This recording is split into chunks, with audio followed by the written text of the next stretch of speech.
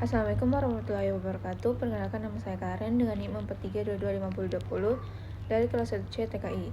Pada kesempatan kali ini kita akan membahas mengenai kesetimbangan kimia. Kesetimbangan kimia merupakan salah satu konsep penting dalam kimia yang membahas bagaimana suatu reaksi kimia dapat mencapai keadaan stabil.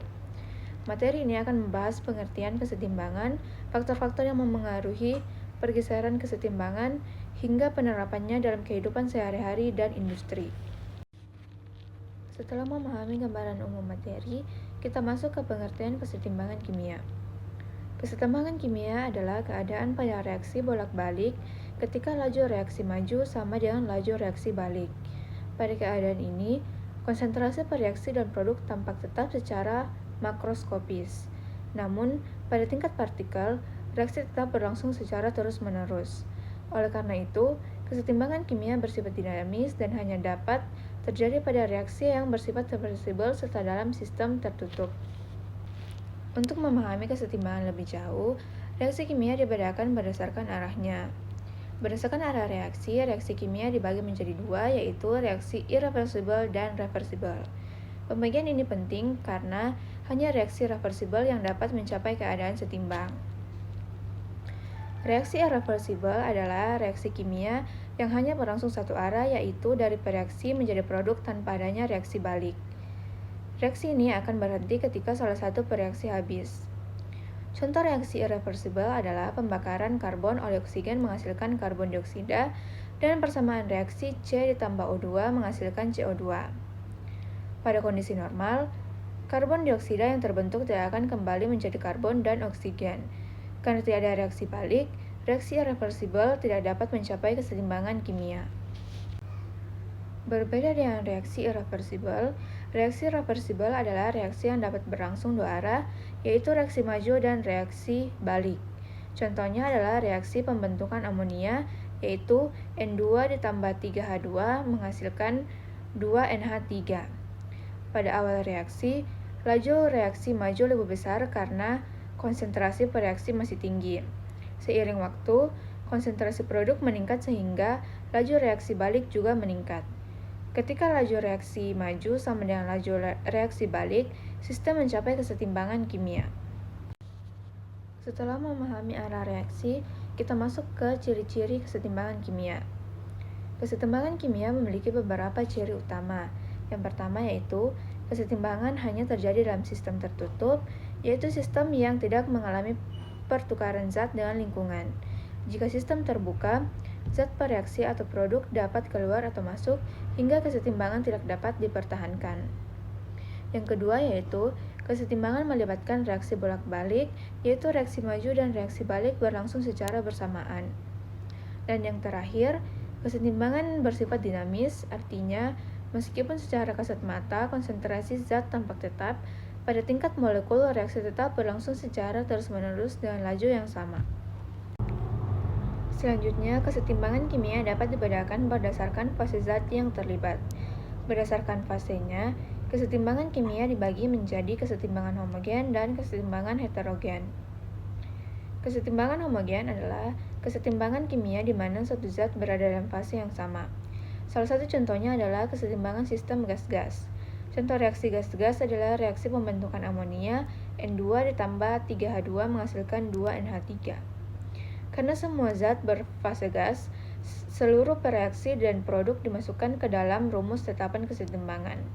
Rumus Kc untuk reaksi ini adalah Kc sama dengan NH3 pangkat 2 dibagi NH H2 pangkat 3. Sedangkan rumus Kp adalah Kp sama dengan PNH3 pangkat 2 dibagi PN2 dikali PH2 pangkat 3.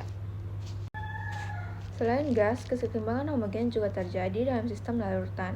Contohnya adalah kesetimbangan ionisasi asam asetat CH3COOH menghasilkan CH3COOH- ditambah H+. Karena semua zat berada dalam fase larutan, seluruh zat dimasukkan ke dalam rumus tetapan kesetimbangan yaitu Kc sama dengan CH3COOH- H+ dibagi CH3COOH. Kemudian ada kesetimbangan kimia dalam sistem heterogen. Kesetimbangan heterogen melibatkan zat-zat yang berada dalam lebih dari satu fase. Dalam kesetimbangan heterogen, zat padat dan cair murni tidak dimasukkan ke dalam rumus tetapan kesetimbangan karena konsentrasinya dianggap tetap. Kesetimbangan heterogen dibagi menjadi sistem padat gas, sistem padat larutan, dan sistem padat larutan gas. Setelah memahami jenis kesetimbangan, kita masuk ke hukum kesetimbangan kimia. Hukum kesetimbangan menyatakan bahwa pada suhu tertentu, perbandingan hasil kali konsentrasi produk terhadap reaksi masing-masing dipangkatkan dengan koefisien reaksinya bernilai konstan. Untuk reaksi AA ditambah BB menghasilkan CC ditambah DD, rumus tetapan kesetimbangannya adalah KC sama dengan C pangkat C, D pangkat D dibagi A pangkat A, B pangkat B. Hubungan antara Kc dan Kp. Untuk reaksi yang melibatkan gas, tetapan kesetimbangan dapat dinyatakan dalam bentuk konsentrasi Kc maupun tekanan parsial Kp. Hubungan antara Kc dan Kp dirumuskan sebagai Kp sama dengan Kc RT pangkat delta N. Delta N merupakan selisih antara jumlah mol gas produk dan jumlah mol gas per reaksi. Hubungan ini menunjukkan bahwa suhu mempengaruhi hasil nilai Kc dan Kp. Pada kesetimbangan homogen, semua zat yang terlibat dimasukkan ke dalam rumus K. Sebaliknya, pada kesetimbangan heterogen, zat padat dan cair murni tidak dimasukkan karena tidak mempengaruhi perubahan konsentrasi sistem. Untuk lebih jelasnya, kita melihat pada tabel yang tertera. Selanjutnya itu faktor-faktor yang memengaruhi kesetimbangan.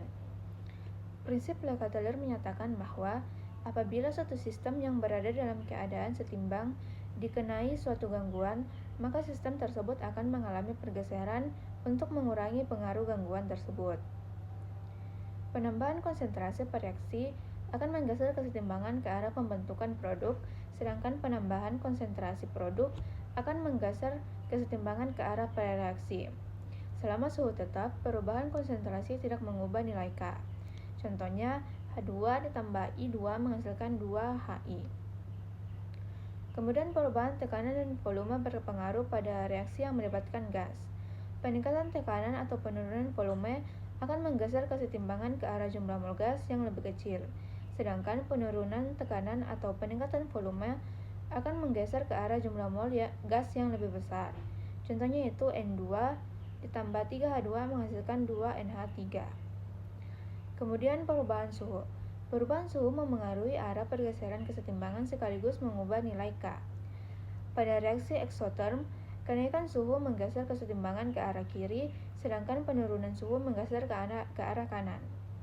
Sebaliknya, pada reaksi endoterm, kenaikan suhu menggeser kesetimbangan ke kanan dan penurunan suhu menggeser ke kiri. Untuk katalis tidak menggeser posisi kesetimbangan dan tidak mengubah nilai K, tetapi mempercepat tercapainya keadaan setimbang dengan menurunkan energi aktivasi reaksi. Pada reaksi pembentukan amonia, penambahan H2 dan peningkatan tekanan akan menggeser kesetimbangan ke kanan, sebaliknya kenaikan suhu akan menggeser kesetimbangan ke kiri karena reaksi bersifat eksoterm. Sebagai contoh, pada reaksi H2 ditambah I2 menghasilkan 2HI.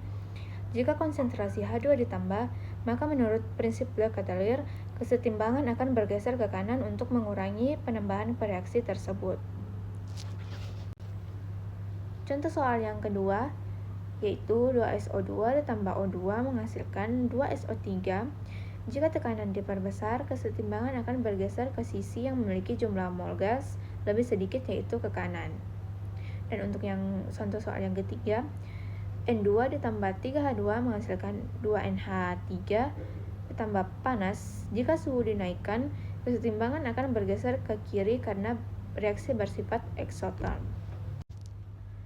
Sebagai penutup, dapat disimpulkan bahwa kesetimbangan kimia merupakan konsep penting yang membantu kita memahami arah reaksi, memprediksi perubahan sistem, serta mengendalikan reaksi kimia dalam industri dan kehidupan sehari-hari.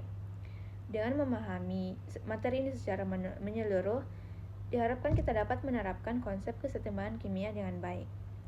Sekian dari saya. Wassalamualaikum warahmatullahi wabarakatuh.